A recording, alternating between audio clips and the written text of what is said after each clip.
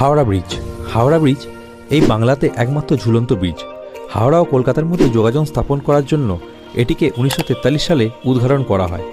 এটির অন্য নাম রবীন্দ্র সেতু। তথ্য অনুযায়ী ডেলি 1 লাখ গাড়ি এটির মধ্যে চলাচল করে। এছাড়া দূর দূরান্ত থেকে বিভিন্ন কর্মের জন্য বহু মানুষ এই ব্রিজের ফুটপাত ইউজ করেন পারাপার করার জন্য। আচ্ছা, ঠিক আছে।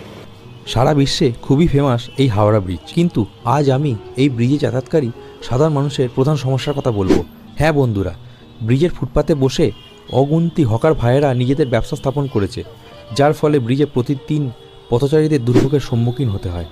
অফিস টাইমে তো বটেই, দিনের অন্য সময়ে তো ব্রিজ বা ব্রিজের উপর ফুটপাতে দুপ্রান্তে বসে থাকা বাজার দোকান পথচারীদের যাতায়াতে অনেক সমস্যার সৃষ্টি করে। রিসেন্টলি ফুটপাত চওড়া করে মেরামত করা হয়েছে। সকলেই ভেবেছিলাম আমরা হয়তো এবার একটু তাড়াতাড়ি যাওয়া যাবে, কিন্তু